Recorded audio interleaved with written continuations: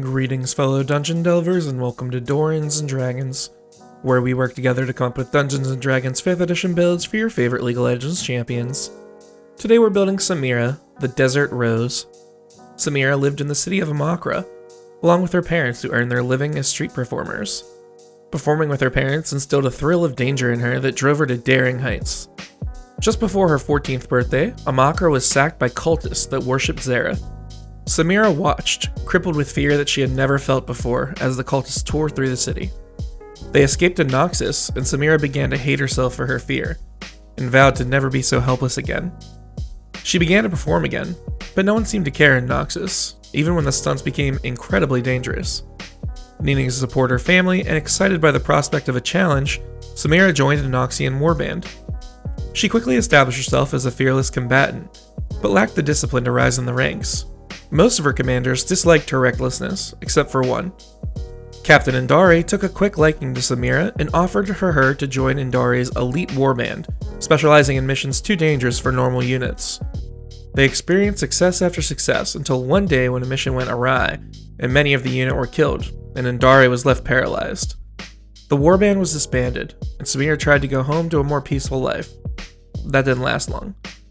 She reached back out to Indari and asked her to use her connections to be her partner in securing mercenary contracts. Now she roams Runeterra, working for the highest bidder, even completing several jobs for the Noxian High Command. Before we get started with the build, go ahead and like the video and hit that subscribe button so you're always notified when we release our builds.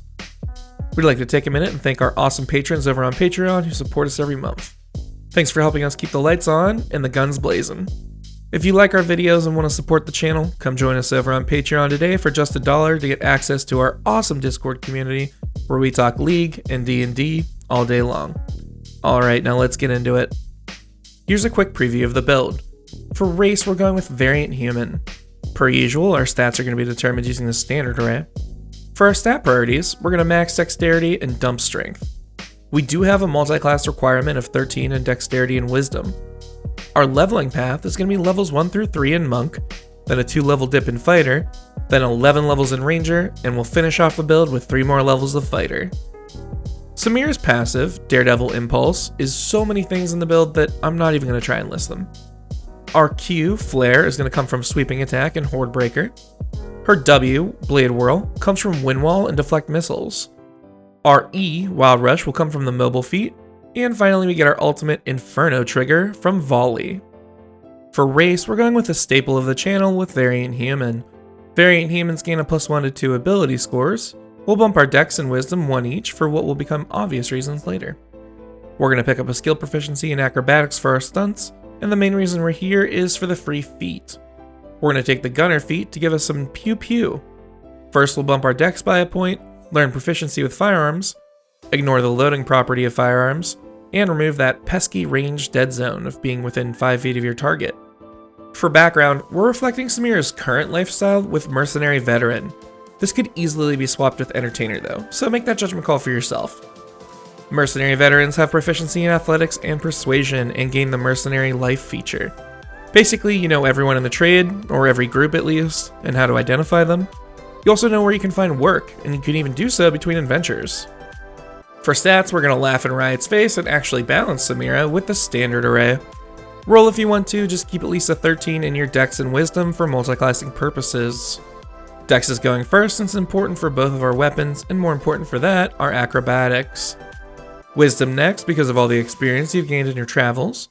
We'll take Charisma after that to give us a little nudge in the performance area.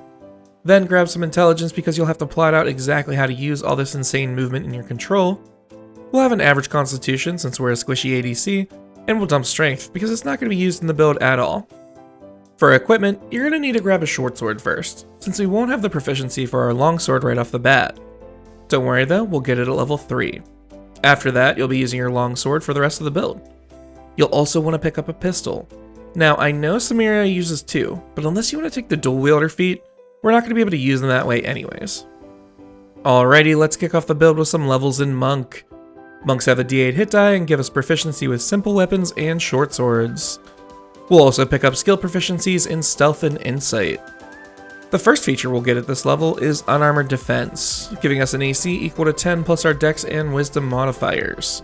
By max level, this is actually going to end up being 18, which is relatively high considering we're a squishy ADC. And our other level 1 feature is Martial Arts.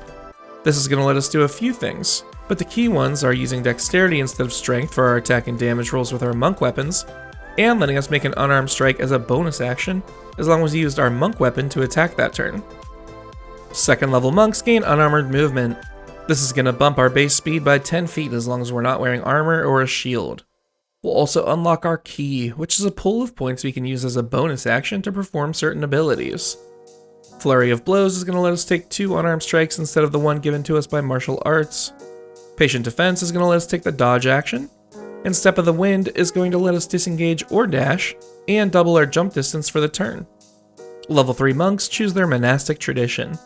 We're going to connect our inner strength to our weapons with Way of the Kensei. Path of the Kensei is going to give us a few abilities. Kensei Weapons is going to let us choose a ranged and melee weapon to become proficient with, and become monk weapons. Time to pick up our longsword and make our pistol a monk weapon as well. Agile Parry is going to let us use our Kensei weapon to defend ourselves whenever we make an unarmed strike during our attack action, giving us a +2 to our AC until the start of our next turn. We'll also gain the Deflect Missiles feature this level, letting you use your reaction when you're hit with a ranged weapon to reduce the damage taken by 1d10 plus your Dex mod and monk level. If you reduce that damage to 0, you can catch the projectile and yeet it back for 1d4 damage. Now we'll jump over to Fighter for a few levels to get Action Surge going. Fighters have a d10 hit die and give us proficiency with light and medium armor, shields, and all weapons. We're going to learn the archery fighting style as well, giving us a +2 to our pistol's attack rolls. We'll also get an on-demand heal in the form of Second Wind. As a bonus action, you can heal yourself for 1d10 plus your fighter level once per rest. Standard disclaimer about remembering to use it before you spend a single hit die. Second level fighters get the thing we're all here for with Action Surge. This is going to let us push ourselves to the limit once per rest and take 2 actions per turn. Like most of our builds, this is going to be used to perform some fun combos, like doing our ultimate by using the volley action, then action surging and doing it again. This is why we grab those 2 levels of fighter before heading down the ranger path, since I'm sure some folks are going to ask. And hey, speaking of ranger, we're going to pick up a few levels here as well. Rangers have a d10 hit die and give us proficiency in survival. We're also going to pick up the Deft Explorer and Favored Foe features from Tasha's. Deft Explorer is going to give us expertise in acrobatics now, increased walking speed at level 6, including a climbing and swimming speed, and at level 10 we can use an action to give us a nice little overheal shield of 1d8 plus our wisdom and temporary hit points. Favored Foe is going to be Hunter's Mark for free, allowing us to drill down on an enemy as long as we've hit them once before and marked them. Once per subsequent turn, when you hit them with an attack, you can deal an additional 1d4 damage to them. This damage kicks up to 1d6 at level 6, so don't forget to keep those marks up. Second level rangers learn an additional fighting style. Since we're generally going to have either our pistol or longsword out, we'll take dueling. As long as we're wielding only one of our weapons, and with one hand, we can add 2 guaranteed damage to it. Level 3 rangers choose their ranger archetype. We're going to go for some strong offensive and defensive options with Hunter. This is going to give us the Hunter's Prey option. We're going to lean into the AoE damage Samira dishes out with Horde Breaker. Once per turn, if you attack a creature, you can use the same weapon to attack another creature within 5 feet of them. This will be a recurring theme. 4th level rangers gain the first ability score improvement of the build. As always, we're going to lay out all of your choices here so you can choose along the way at your leisure. At Ranger 4, we're going to open up our movement on the battlefield with the mobile feat. Whenever you make a melee attack against a creature, even if it misses, it cannot attack you with opportunity attacks. Keep your monk levels in mind. You can use your martial arts bonus actions or flurry of blows to throw a quick swing someone's way, then run by their space freely. This feat also bumps up our movement speed by 10 feet and lets us ignore difficult terrain while dashing. At Ranger 8, we're going to learn the Sharpshooter feat.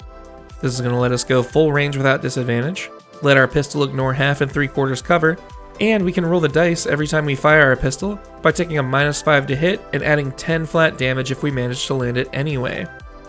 At Fighter 4, we'll round off our odd scores in Dexterity and Wisdom. And at Fighter 6, we'll max that Dexterity out, giving us an extra point in the attack and damage roll department, and a +1 to our AC thanks to Unarmored Defense. Level 5 Rangers get extra attack. letting us attack twice per attack action. This is coming a little late into the build, but thankfully with things like martial arts and action surge, we haven't been too limited by this coming so late. Level 7 Rangers gain a set of defensive tactics. We're going to get advantage on our saves against being frightened with Steel Will. Samira's lore specifically talks about her resilience to fear after the attack on her city, so this works perfectly. 8th level Rangers gain Land Stride, allowing us to ignore non-magical difficult terrain and plants, and we gain advantage on saves against the magical varieties of those plants as well. Level 9 Rangers get 3rd level spells. We'll get the best version of Projectile Disruption for our W with Wind Wall. You'll call up a wall of strong wind with your blade, forcing each creature in the area to take 3d8 bludgeoning damage if they fail a strength save. Any ordinary projectiles are going to get swatted away by it and automatically miss. Level 11 Rangers choose a multi-attack option. We're going with Volley for Samira's ultimate. With Volley, you can use your action to attack any number of creatures within 10 feet of an area your weapon can reach. So we'll Volley, sprinting and firing, and then we'll Action Surge and do it again. Remember that Volley also gives you a free use of Hordebreaker once per turn as long as you hit someone with Volley. Alrighty, now we're dipping back over to Fighter to talk about the Battlemaster, which is going to give a sweeping attack for our Q. Battlemasters have a pool of combat superiority die that power their Battlemaster maneuvers. The pool consists of 4 1d8 die that are expended when used and recharge on a rest. The main maneuver we're going to use is Sweeping Attack, which is similar to Hordebreaker. Anytime we attack a creature, we can hit another creature within 5 feet of it with an attack, assuming that same roll would have been a hit on them as well.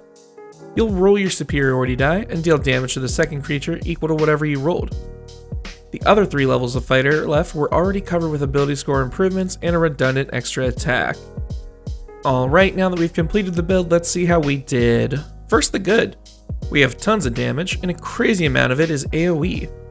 Dancing around the battlefield is going to be a breeze with all of our mobility options, including a final walking speed of 55 feet.